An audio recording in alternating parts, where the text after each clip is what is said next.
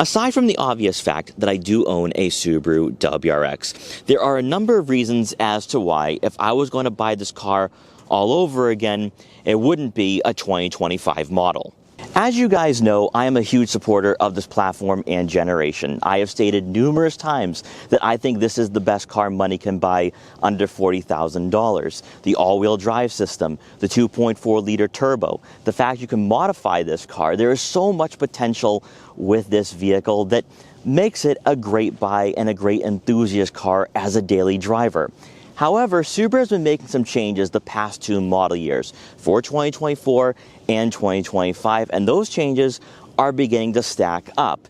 And now, looking at the 2025 model, it's not really the best deal out there in this market. And in today's video, we're going to talk about why, if you're looking at buying a Subaru WRX for this generation, either buy used or get one of those last 2024 models that's stuck on dealer lots right now. So starting off with the first reason why I would steer clear of the 2025 model if you are in the market is because Subaru changed up their trim levels. There's no longer that base, and because of that, this car isn't as affordable as it once was. I mean, back in 2023, even in 2022, you could buy a base WRX for under $30,000. And when I picked up this premium, it was around 35 grand. But now, when you take a look at the 2025 Subaru WRX premium pricing, that comes in at around $36,000 before taxes and fees. Then throw in that optional package for the Harman Kardon premium audio system and the power moonroof, and now you're spending $40,000. $40,000 a couple of years ago got you a limited with the ultra suede trim seats. You also had the Harman Kardon premium audio system, the power moonroof, and I think it was a great deal with those nice LED headlights. But now you're getting that premium. Next up would be the eyesight driver assist technology that made its way for the 2024 model with WRXs that have the 6-speed manual. It was only offered and standard for vehicles with that SPT for the 22 and 23 WRXs. But now it's standard across all trims and regardless of what transmission that you have.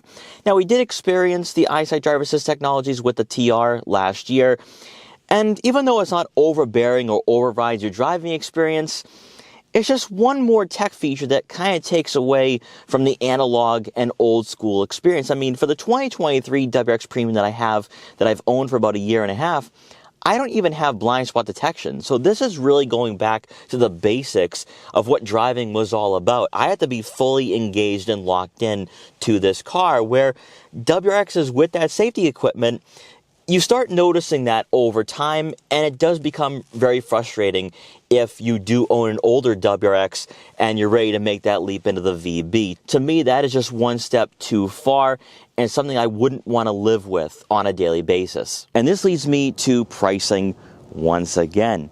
An option that is available to you is going used. Now, I know some people don't want to go in that direction because they don't know the ownership history. They don't know if the WRX was modified, and that will create some apprehension. However, for a 23 or even a 24 model that is lightly used, you can buy one for under $30,000, which really isn't that bad of a deal. But there's also one other option available to you, and that is choosing one of the remaining 24 models on inventory right now, and you can get some great discounts on these cars.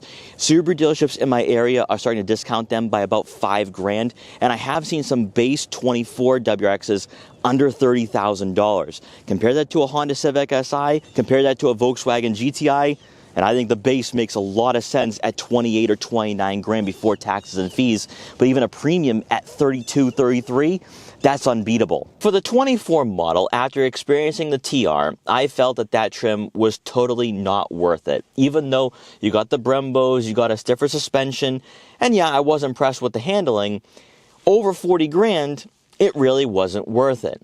Now, for the 25 model, I actually have a different opinion on the TS. While some people are going to complain about the fact that there's no difference in horsepower, I do like the fact that at $45,000, you get Recaros, you get Brembos, you get adaptive dampers, and you also get a full digital gauge cluster. You're getting a lot more here at around $45,000 for the 2025 TS than you did with the TR.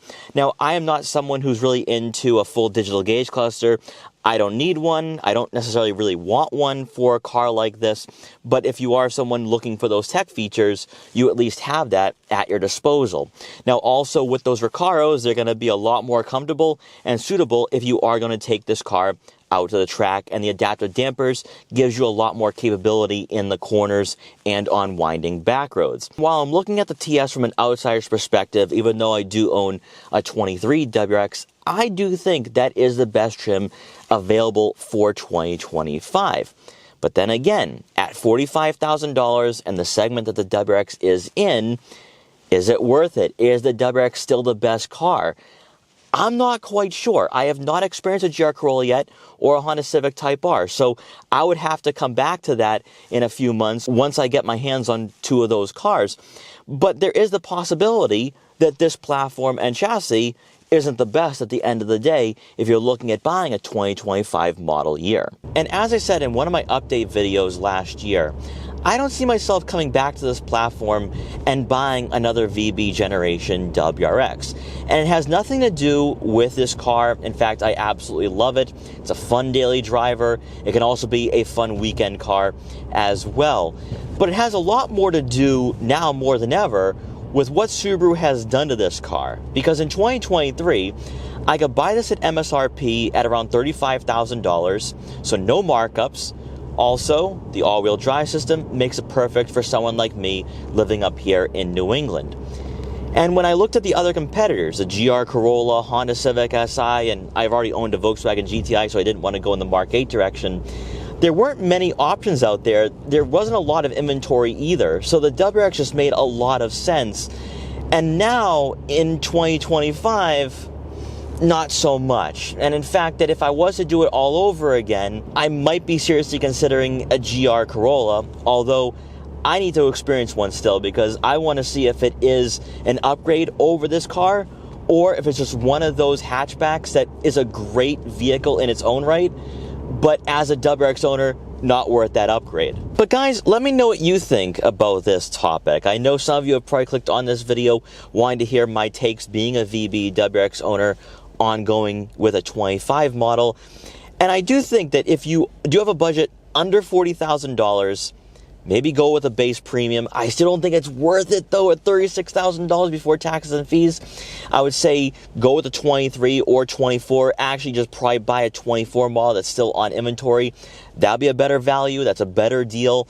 And you're not missing out on anything. You're not getting anything new for the premium for 2025 that you don't have for the 24. So I would say go with a 24 WRX, save your money, or better yet, if you want to go used, get a lightly used 23 or 24 and buy one under $30,000. That'll be the better choice. But guys, let me know what you think in the comment section below. And once again, thanks so much for watching. Take care, and I'll see you guys next time.